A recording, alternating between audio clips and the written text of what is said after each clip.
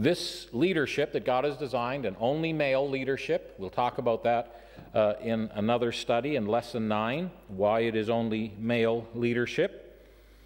But I would mention here that when you identify with a local church, you come into the fellowship of that local church, there are some people who see immediately the privileges. They like that.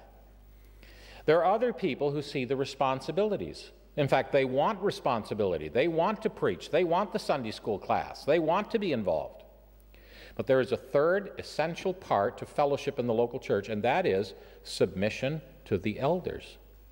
It's a responsibility we have. Elders cannot have responsibility if they don't also have authority. They're going to give an account for our souls someday, and so they have to have authority. Now, we're going to see the limitations of that authority. We heard recently from a preacher who said elders have absolute authority. It isn't true. Only God has absolute authority. Elders do not have sovereignty. God has sovereignty. Elders have vested authority, and that vested authority has limitations. Thank God for that, brethren. You don't want to take more responsibility than you have to. You already have a very heavy load in caring for the souls of God's people. But God has set very clear limits to the responsibility of the elders in the local church. You know, sometimes, as I say at the end of that first paragraph on page 26, that the elders should recognize they have no jurisdiction outside of assembly life. They should act as loving fathers, not lording it over God's heritage. One of the clear statements of Scripture regarding fathers is, don't frustrate your children. Don't do this. Don't do that. No, you can't do. No, you can't do that. No, you can't do that. It frustrates them. And there are some people who have left a local church fellowship and gone elsewhere, and they have been thought of very poorly, when in reality, in the words concerning Diotrephes, he forced them out of the church. There are those who force the sheep away, and it's a solemn thing when they do that, when the elders actually scatter the sheep instead of gathering them and caring for them. We see the elders' qualifications in 1 Timothy chapter 3 and also in Titus chapter 1, and to some degree in 1 Peter chapter 5, and in a very beautiful way in the Gospel of John, in the Lord's description of his own shepherd care, and then in a beautiful way in Psalm 23, where the contented sheep describes all that the shepherd does for that little lamb. And you'll notice if you look at the verbs in Psalm 23, they're all passive. There are things that he's doing for me. He leads, he feeds, he guides, he provides. All the way through, the shepherd is looking after the sheep. So you can take Psalm 23 as a beautiful devotional portrait of what the sheep thinks of a good shepherd, and you can apply that to the life of the elder. I mention here that there are two extremes to be avoided in this regard. One is to make too little of these qualifications. There are some people say, well, when I look at that list, nobody's that good. Nobody's like that. That must be just something to aim for. No, the word that is used, must be, is the word he's bound to be those things. These are the minimum requirements for an elder. On the other hand, there are people who take that list and they make it more than it says.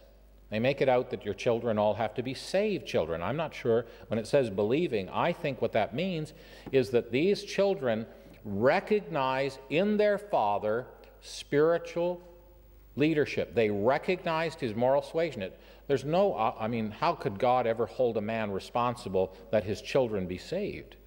That's not true, is it? But it is true that the children, whether saved or not, recognize their father's spiritual stature. In other words, if your children don't take you seriously, God says, don't touch my family because they won't take you seriously either. It's important, and as I mentioned here, it doesn't mean that elders have had clear sailing with their families. Anybody who's had children knows you have struggles, and it's a great thing for elders to be honest about their struggles with their family. That's what gives you credibility. Your stock doesn't go down, it goes up. When you say, look, we've had some struggles in this area, and the Lord has helped us through it. And it encourages the saints to know that the elders, they know what you're talking about when you're talking about struggles in our homes and with our family. So it's not a matter of our children being perfect by any means. We need to pray for the children of the elders because they come under special attack. If the devil can't get at the man, he'll go after his wife. And if he can't get at his wife, he'll go after his children. And we need to pray for the protection of the elders' families because they come under special attack. When we look at this description of the elder, we have to remember that they are examples to us. And so if the elders are to be like this, we're to be like that too, aren't we? We're to be hospitable. We're not to be soon angry. We're not to get drunk. We're to be like they are, but they must be those things. So the standard is not, I don't think, unreasonably high, unless we make it so, unless we redefine these terms as if we're describing perfect elders. That's not the case.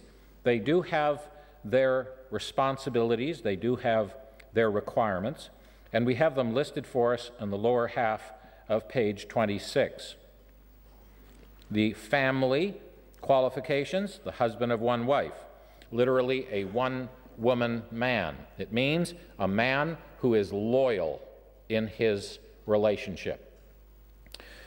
He is not a flirt. He is not someone who thinks little of his relationship to his wife.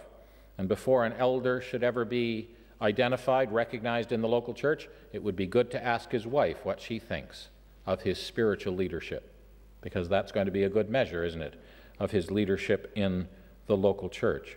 Does he have his own house in order, having his children in subjection with all gravity? Because if a man doesn't know how to rule his own house, God says, keep your hands off mine if you can't look after your own family. Now, if a man has trouble with his family, well, he's free to step down. Again, he can go on shepherding. Why did God get Solomon to write the books on how to raise children? How to look after your son? Well, at least he knew what not to do, didn't he? And many a man who's struggled with his family has more compassion and care for the families than someone who seems to have clear sailing. I had a lady say to me one time, "Do you see that boy over there? That's my third son. You know, he's the one that taught me to be gracious with other families."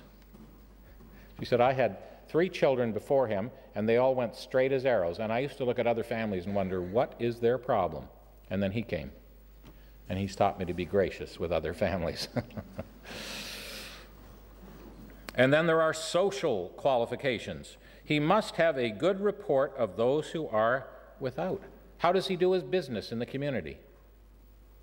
Does the community think well of him? He represents the assembly in the community. He represents the local church. And it's a sad thing, isn't it, when a man leads a double life? He's one thing in the assembly, he's another thing at work. His employees at work, his neighbors, they ought to think highly of him too. He has a reputation, not only for himself, but a reputation for the whole assembly.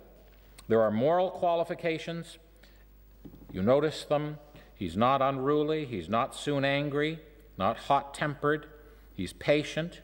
He's not a brawler. He's not covetous. In other words, he can talk reasonably with people. He doesn't bully people.